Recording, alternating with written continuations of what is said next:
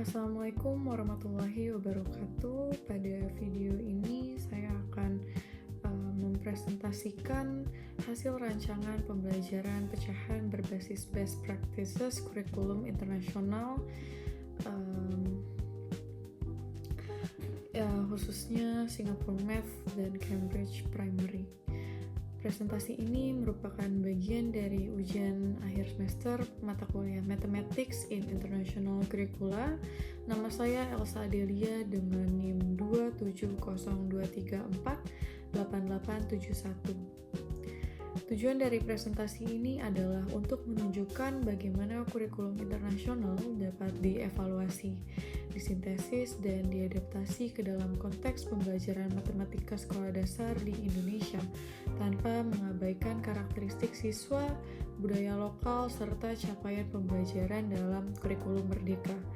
Nah, presentasi ini akan dibagi ke dalam 4 bagian utama, yaitu evaluasi kurikulum internasional, sintesis kerangka pembelajaran, desain aktivitas pembelajaran, serta refleksi dan asesmen. Pada bagian ini saya akan membahas bagaimana Singapore Math dan Cambridge Primary memperkenalkan konsep pecahan melalui tahapan pembelajaran dari konkret menuju abstrak.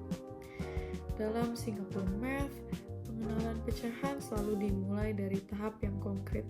Siswa terlebih dahulu berinteraksi langsung dengan benda yang nyata seperti membagi kertas, makanan, atau objek yang dapat disentuh.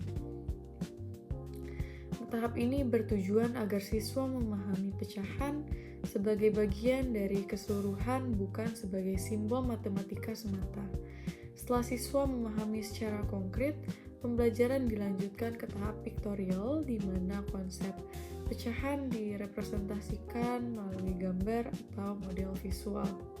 Nah, salah satu ciri khas Singapore Math adalah penggunaan bar model yang membantu siswa melihat hubungan antara bagian dan keseluruhan secara visual.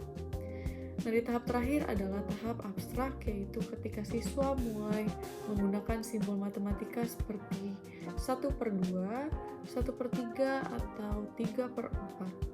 Nah, pada tahap ini, siswa tidak lagi bergantung pada benda atau gambar karena telah memiliki pemahaman konsep yang kuat. Sementara itu, di Cambridge Primary juga memperkenalkan pecahan secara bertahap, namun dengan pendekatan yang lebih fleksibel. Nah, pembelajaran ini sering dimulai dari situasi yang kontekstual, seperti berbagi makanan atau membagi benda dalam kehidupan sehari-hari. Nah, kemudian diarahkan ke representasi visual dan simbolik. Lalu dengan demikian, kedua kurikulum sama-sama menekankan pentingnya pemahaman konsep sebelum simbol, nah, meskipun dengan struktur yang berbeda. Lalu jika dikaitkan dengan konteks sekolah dasar di Indonesia, masing-masing kurikulum memiliki kekuatan dan kelemahan. Untuk kekuatan Singapore Math terletak pada alur pembelajaran yang sangat sistematis dan terstruktur. Melalui pendekatan CPA, ini membantu siswa memahami konsep pecahan secara mendalam dan mengurangi miskonsepsi. Namun untuk kelemahannya adalah pendekatan ini membutuhkan kesiapan guru yang tinggi serta perencanaan yang harus benar-benar matang.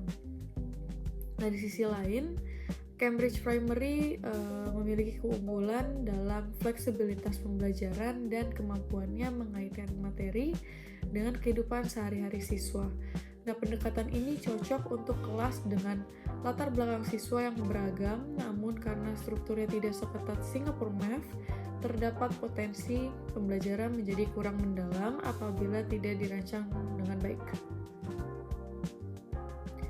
Nah, berdasarkan perbandingan yang tadi sudah disebutkan, kurikulum yang paling sesuai untuk diadaptasi di sekolah dasar di Indonesia adalah Singapore Math dengan penyesuaian atau dukungan dari Cambridge Primary.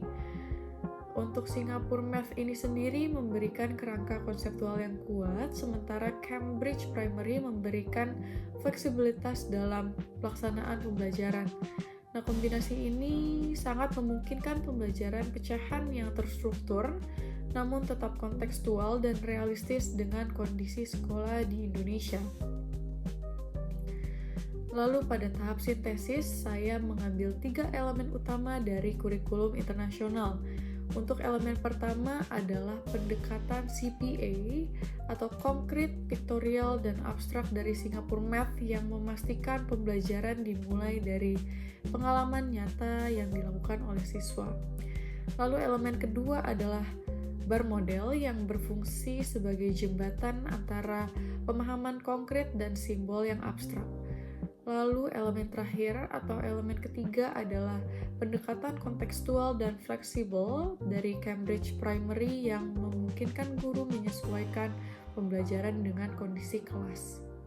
Nah, ketiga elemen ini disatukan untuk membentuk kerangka pembelajaran pecahan yang adaptif dan bisa dibilang bermakna.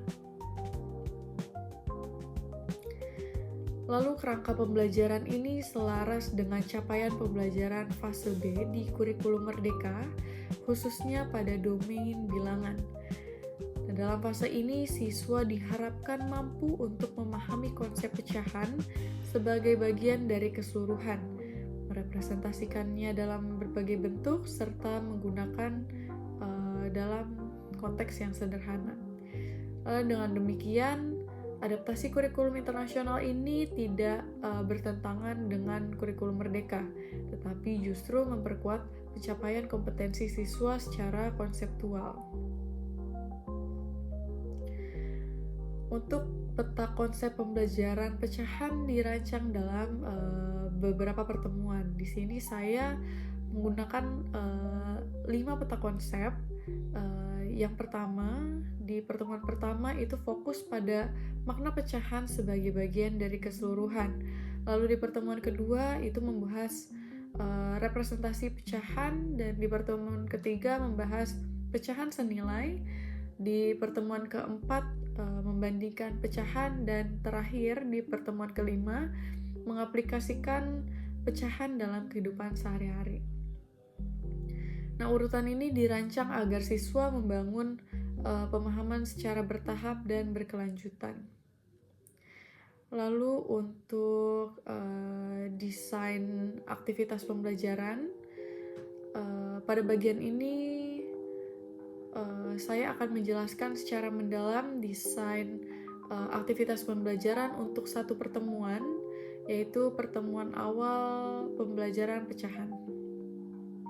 Untuk tujuan pembelajaran pertama ini adalah agar siswa mampu menjelaskan makna pecahan sebagai bagian dari suatu keseluruhan melalui pembagian benda yang konkret.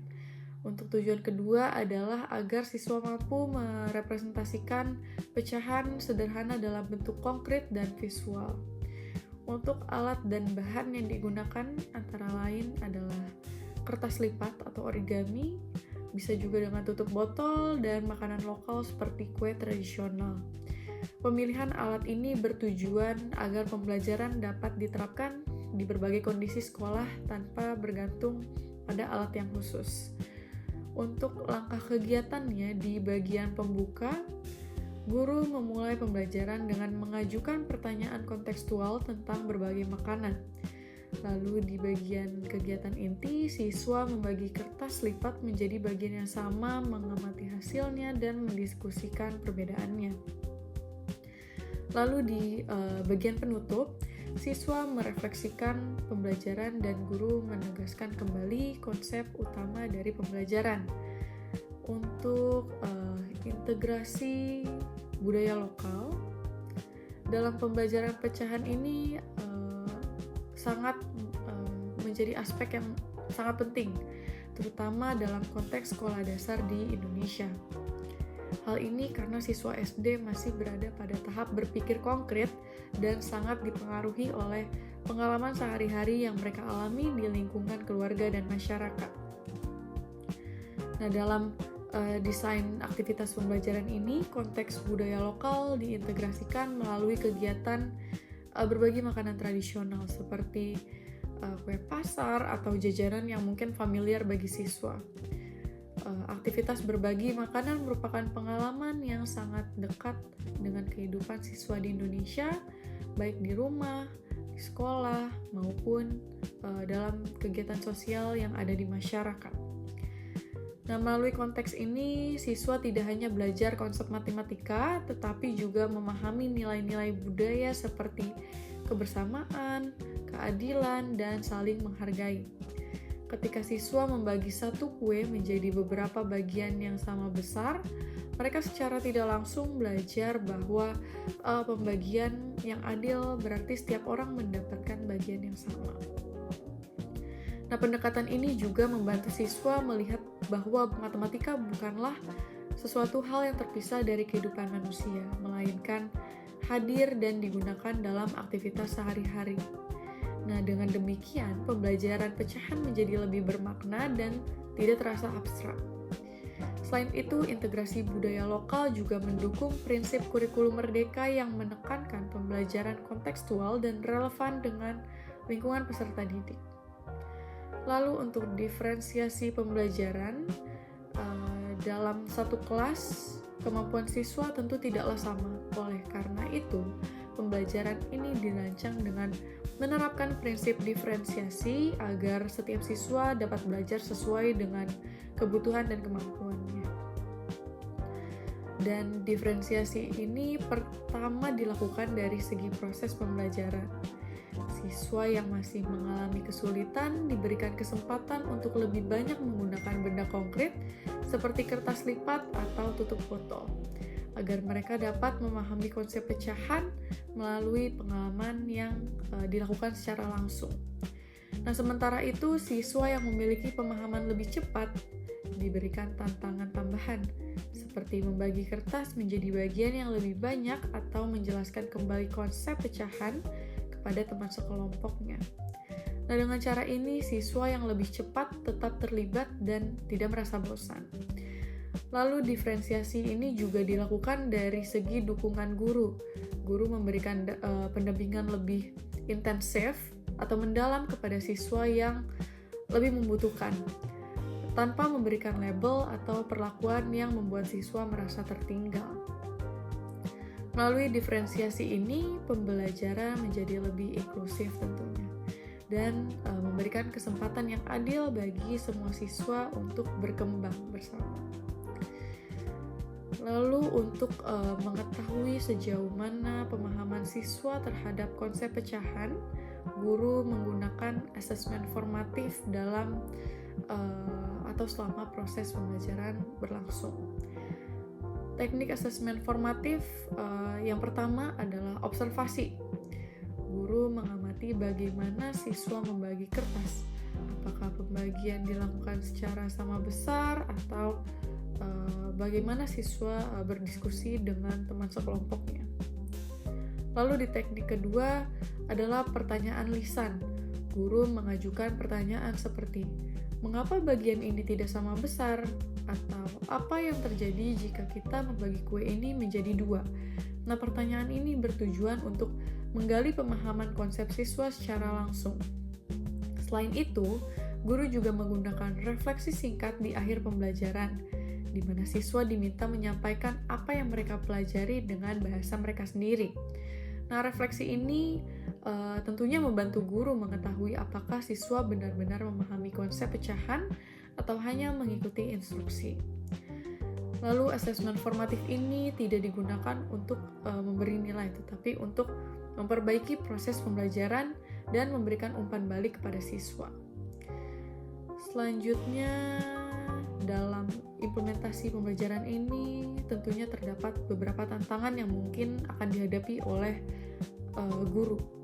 Tantangan pertama adalah perbedaan kemampuan siswa dalam satu kelas. Beberapa siswa dapat memahami konsep dengan cepat, sementara yang lain membutuhkan waktu yang lebih lama. Nah, solusi untuk tantangan ini adalah penerapan diferensiasi pembelajaran, baik dari segi aktivitas, alat bantu, maupun dukungan yang diberikan oleh guru. Lalu tantangan kedua adalah keterbatasan waktu pembelajaran. Nah, aktivitas berbasis eksplorasi membutuhkan waktu lebih lama dibandingkan metode ceramah. Untuk mengatasi hal ini, guru perlu merencanakan pembelajaran dengan baik, memilih aktivitas yang paling esensial, dan memastikan bahwa tujuan pembelajaran tetap tercapai meskipun waktunya terbatas. Lalu untuk refleksi pribadi, dari proses merancang pembelajaran ini tentunya saya memperoleh banyak insight yang sangat penting, terutama terkait bagaimana konsep matematika seharusnya diajarkan di sekolah dasar. Saya menyadari bahwa pembelajaran matematika yang bermakna tidak dapat dicapai hanya dengan menghafal rumus atau simbol saja, tetapi harus dibangun melalui pengalaman konkret dan pemahaman konsep yang kuat. Nah, proses ini juga membuat saya memahami bahwa kurikulum internasional tidak dapat diterapkan secara langsung tanpa adaptasi. Guru tentunya memiliki peran yang sangat penting dalam menyesuaikan kurikulum dengan konteks siswa, budaya, dan kondisi sekolah yang ada. Sebagai calon guru nantinya, pengalaman ini memperkuat pandangan saya bahwa guru bukan hanya menyampaikan materi, tetapi juga perancang pembelajaran yang bertanggung jawab menciptakan pengalaman belajar yang bermakna bagi para siswanya. Wassalamualaikum warahmatullahi wabarakatuh.